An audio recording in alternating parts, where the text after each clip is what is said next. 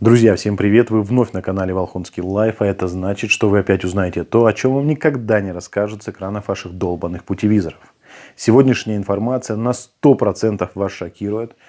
И давайте сделаем так, чтобы как можно больше ваших друзей было тоже в шоке. Что для этого нужно?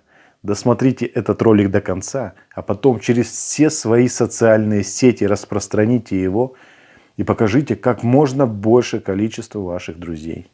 Ведь вы знаете, что чем больше людей узнает правду, тем быстрее у нас получится сменить этот режим. А теперь по порядку. Итак, прошедшие выходные я был в совхозе имени Ленина. Да, это вот где Грудинин занимается своей деятельностью. И, к большому сожалению, по последней моей информации, у него этот бизнес практически отжали. Но сегодня разговор не об этом. Так вот, в совхозе имени Ленина был съезд патриотических сил НПСР, которые главный вопрос выносили – это недоверие к президенту Путину.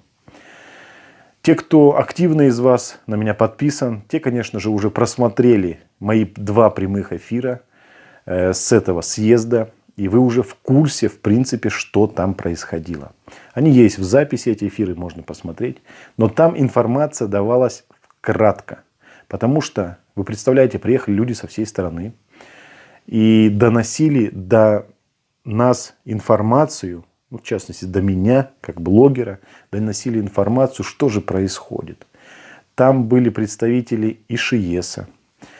И различных проблем мусорных там Воронежа, Самарской, Саратовской областей. И даже были представители от шамана. То есть у них организовалось какое-то объединение ребят, и от них приехал представитель. Так вот, для всех времени, понятно, не хватало, и люди пытались в сжатой форме донести информацию.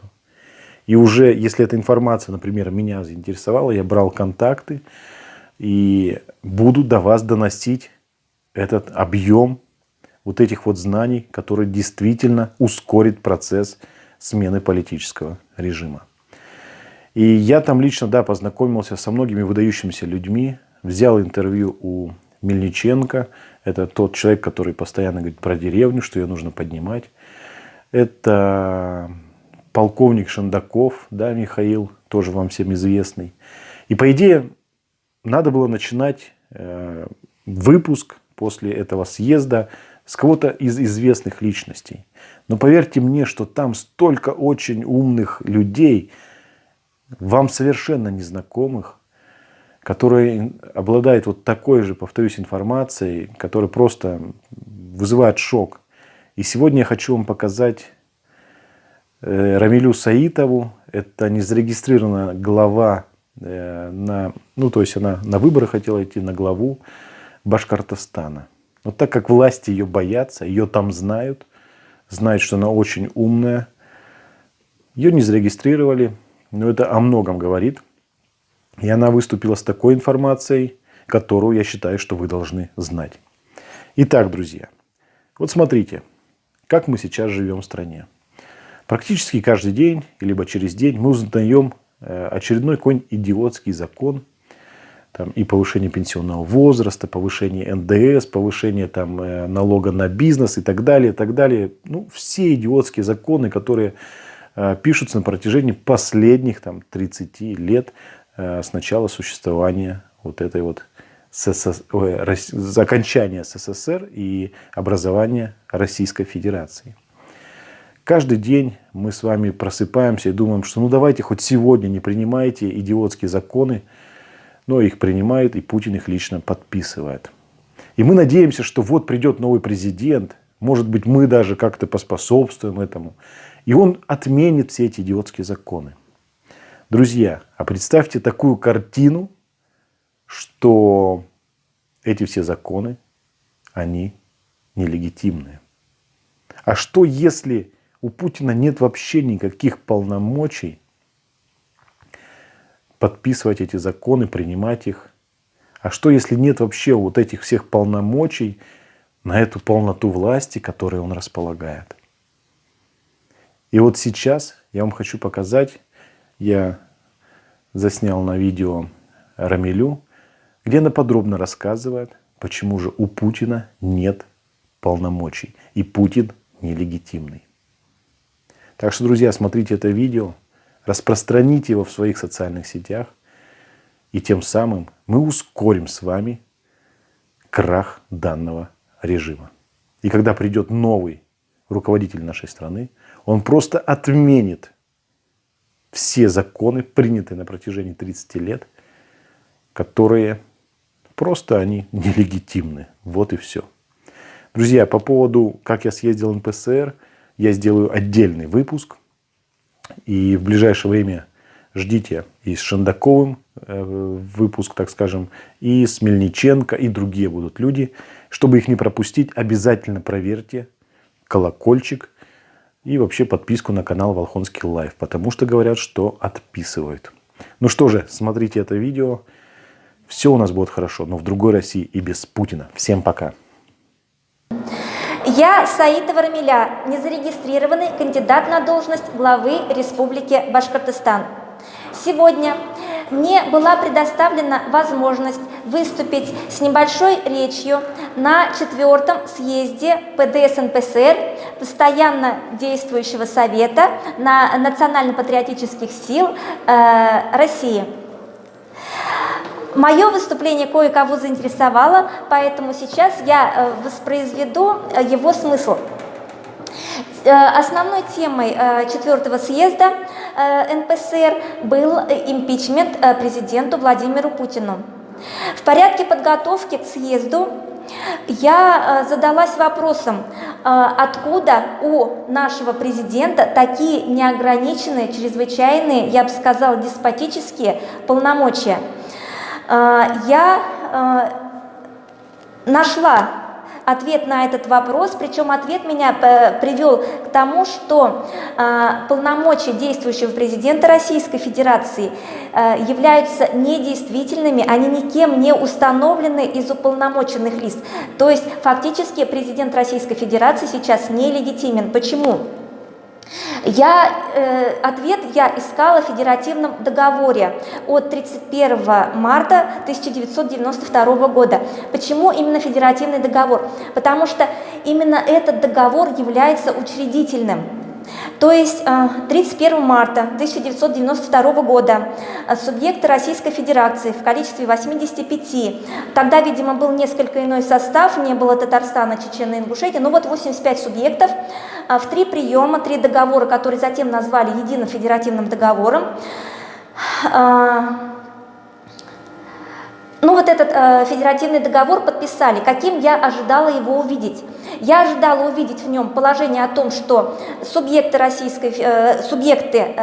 не Российской Федерации, а субъекты как самоуправляемые народы со своими территориями садятся за один круглый стол и договариваются о том, что им выгоднее, безопаснее и вообще нужно объединиться в союз для того, чтобы народы вот этих субъектов самоуправляемых территорий жили лучше. Что я обнаружила на самом деле? На самом деле положение о том, что вот эти субъекты, эти территории хотят объединиться в союз и учреждают единую федерацию, Российскую Федерацию, таких положений в федеративном договоре нет. То есть Российская Федерация не учреждена. Более того, данный договор заключен неуполномоченными лицами, что автоматически делает его недействительным, ничтожным. Договор заключен, я воспроизведу на память вот преамбулу вот этого федеративного договора, а именно, как начинается: мы, представители федеральных органов государственной власти Российской Федерации и органов власти субъектов Российской Федерации, так, по-моему, и так далее, уже по тексту идет договор, что они там о чем-то договорились. Таким образом, этот договор, что такое органы власти? Это чиновники, это менеджеры, назначенные народом. Они подписали договор от самих себя. Представители органов власти подписали договор между собой. То есть федеративный договор – это договор чиновников между собой, а он должен быть, как учредительный договор федерации, он должен заключаться от имени народов. от имени самоуправляемых народов со своими территориями, ввиду чего вот он является недействительным. При этом прошу заметить, что Российская Федерация может быть только продуктом федеративного договора, то есть на момент, когда субъекты сели за один стол договариваться о федерации, Российской Федерации вот как правового образования быть не могло. Вот, какие еще дефекты? Ну, о том, какие переданы полномочия, мы поговорим чуть позже, какие полномочия были переданы Российской Федерации. Огромный, существенный, неисправимый дефект федеративного договора в том, что не определен порядок формирования, состав и компетенции руководящих и контрольных органов вот этого союза федерации. Вот тут у нас и начинается вопрос, связанный с импичментом Путину. Только учредители федерации имели право, были наделены правом определить объем полномочий руководителя вот этого союза, который вот сейчас называется президентом Российской Федерации, так они его не наделили. В итоге вопрос, откуда такой огромный, ничем не оправданный и все время с каждым годом увеличивающийся объем полномочий президента Российской Федерации. Вот таким образом я пришла к выводу, что он никем не установлен, что произошел самозахват власти и, соответственно, действующий президент Российской Федерации является нелегитимным. При этом, значит, почему так получилось исторически?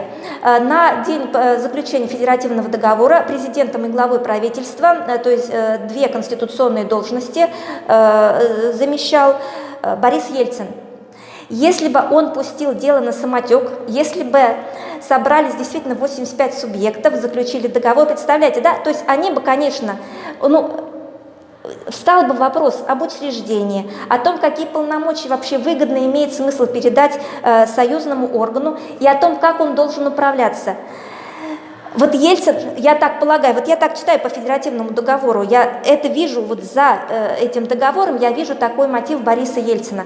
Если бы он не сел за этот стол, то история пошла бы совершенно иначе. Была бы провозглашена Российская Федерация, должны были состояться либо новые выборы, либо какой-либо иной путь назначения вот единоличного исполнительного органа. На самом деле президент – это фактически слуга, это исполнительный орган вот субъектов федерации. Какие полномочия у него были бы и кто был бы избран или назначен на это место, совершенно не факт, что это был бы тот же Ельцин.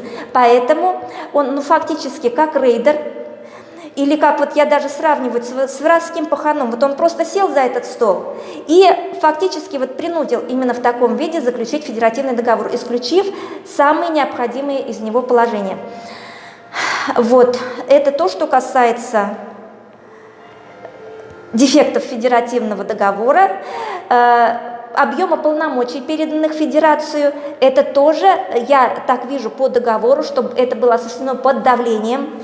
И вот это давление подтверждается с тем, что, насколько я мельком я это просматривала, 46 субъектов Федерации после заключения федеративного договора в той или иной степени, в правовом смысле, закрепили свое недовольство федеративным договором, вносили какие-то поправки правовыми документами.